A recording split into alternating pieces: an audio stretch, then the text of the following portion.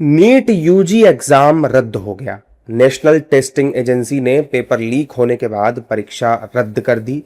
ये फैसला केंद्रीय एजेंसियों से मिली जानकारी के बाद लिया गया, जिन्होंने 3 मई को हुए एग्जाम की निष्पक्षता पर चिंता जताई थी। नीट यूजी में करीब 22 लाख छात्र शामिल हुए थे, जिससे ये देश की सबसे बड़ी प्रवेश परीक्षाओं में से एक बन गई थी। लेकिन अब यह एग्जाम एक बड़े विश्वसनीयता के संकट में फंस चुका है और कई सवाल हैं जिनकी जांच अभी जारी है। परीक्षा रद्द होने के बाद राजनीतिक प्रतिक्रियाएं भी आ रही हैं। विपक्ष के नेता सरकार पर हमलावर हैं। और इलाहाबाद प्रयागराज तो उदाहरण है, कितने पेपर आउट हुए होंगे इस तरह के, या कितने पेपर लीक हुए होंगे। कोई परीक्षा ऐसी नहीं बिना पेपर लीक के परीक्षा पूरी हो गई हो। और जो गैंग, जो साजिश षड्यंत्र करते हैं, बहुत से लोग भारतीय जनता पार्टी के ही उसमें शामिल हैं। 37 पेपर आउट हुए हैं कि 40 हुए हैं? लीक कितने हुए पेपर? 150 क्वेश्चन 150 क्वेश्चन 150 हो गए। अभी तक तो हम 40 की सूची बना पाए थे। और ये जानबूझ करके नई पीढ़ी, नौजवान जो पढ़े लिखे हैं, जो अपना भविष्य बनाना चाहते हैं, नौकरी कर करके सेवा देना चाहते हैं, उनके भविष्य से खिलवाड़ कर रहे हैं। पेपर कैसा लीक हो गया है? और कहाँ गया प्रधानमंत्री का वो मन की बात? बच्चों को बोल रहे थे कि टेंशन मत लो। अब वो बच्चों को क्या जवाब देंगे प्रधानमंत्री? मन की बात में तो आपने कह दिया बच्चों को कि टेंशन मत लो। अब वो जो बच्चे पिछले 2 साल से तैयारी कर रहे हैं, जो उनके माँ बाप लाखों रुपया इस ये जो कोचिंग सेंटर्स में बर्बाद कर दिए, उन पर क्या गुजरनी होगी? उन गरीब बच्चों के ऊपर जो ख्वाब देखते हैं कि नीट का एक एग्जाम को क्वालिफाई करें।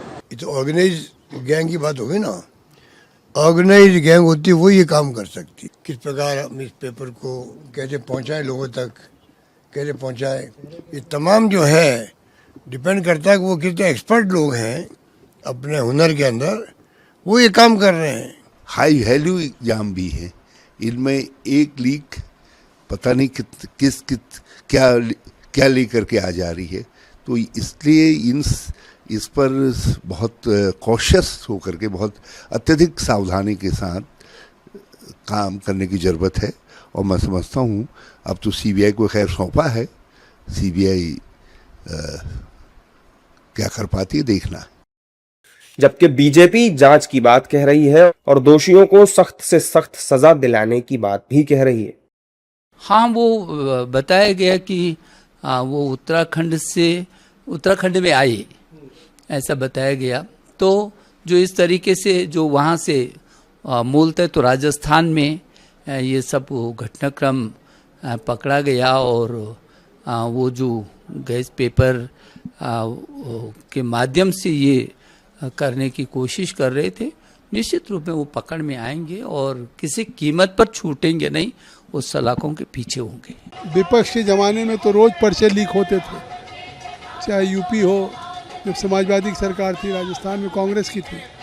लेकिन आज जहाँ 22 लाख बच्चों के भविष्य का सवाल हो और अगर वहाँ पे पर्चे लीक हुए तो उस पर फैसला लिया गया, क्योंकि ये सभी उन बच्चों को जो रात दिन तैयारी करते हैं, अगर कोई पेपर लीक होता है तो उस पर सरकार जो जिम्मेदार होंगे, जिनकी अकाउंटेबिलिटी, उनके खिलाफ कठोर कार्रवाई की जाएगी कि इस तरह की घटना पुनरावृत्ति न हो। पेपर लीक होने और कैंसिल होने से बच्चे भी दुखी हैं और सारी मेहनत पर पानी फिरने की बात भी कह रहे हैं। बच्चे कह रहे हैं कि उनके पेपर अच्छे गए थे, लेकिन अब दोबारा पेपर कैसा होगा, इस बात का डर उनके मन में है। मेरा इस साल का पेपर बहुत अच्छा गया था। मेरे को लगा था की मेरा पहिले अटेम्प्ट में निकल जाएगा, याच अटेम्प्ट मध्ये होईल, पण आता जसं आज न्यूज आली आहे तर मला वाटतंय की जसं 2024 में जैसा स्कैम हुआ था, तो 2025 में पेपर जो था वो टफ था। तो शायद से ये भी अभी पेपर आएगा तो वो भी टफ हो सकता है, तो डर लग रहा है। बस क्या मान रहे हैं? मेरे को लगता है कि ये पेपर भी अगर सीबीटी होता तो ऐसा नहीं होता था, तो पेपर सीबीटी कर सकते तो वो करे। बस बहुत ज़्यादा मेहनत की थी और पूरे दिन रात बहुत जग के, कहीं बाहर नहीं गए थे, सब बहुत ज़्यादा मेहनत की थी। सिर्फ नीट ही था फोकस पूरे 2 साल।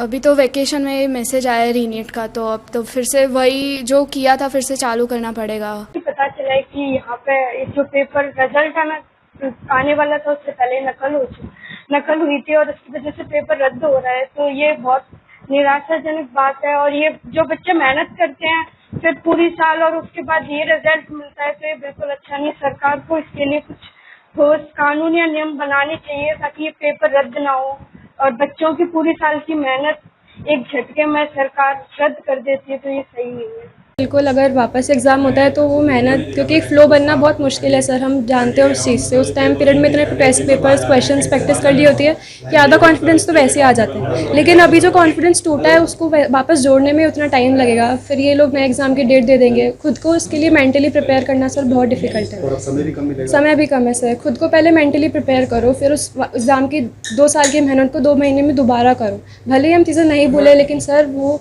बहुत मुश्किल होता है इस चीज़ को फेस करना और इसके लिए वापस फाइट बैक करना। अब तो पेपर कैंसिल हो चुका है तो अब पिछले पेपर का तो हम कुछ कर नहीं सकते, लेकिन मैं ये अपील करना चाहूँगा कि मैनेजमेंट जो एनटीए की है, एनटीए की जो एडमिनिस्ट्रेशन है पेपर के रिलेटेड, बार बार पेपर लीक होना, एनटीए कोई छोटी ऑर्गेनाइजेशन तो है नहीं, बार बार पेपर लीक होना वीकनेस का एक बहुत बड़ा साइन है। तो इनको एक डिसीजन लेना पड़ेगा और अपने टाइटनेस को इंक्रीज़ करना पड़ेगा। सरकार ने सीबीआई से जांच करवाने का आदेश दिया है। मामले में कई आरोपी गिरफ्तार किए गए हैं जिन्हें नासिक कोर्ट में पेश भी किया गया। बहरहाल सरकार ने व्यवस्था में यकीन बहाल करने के लिए दोबारा परीक्षा आयोजित करने का ऐलान किया है। नीट के एग्जाम 3 मई को कराए गए थे और एक ही शिफ्ट में यह एग्जाम हुआ था, लेकिन लीक की खबर ने सभी बच्चों को उदास कर दिया है।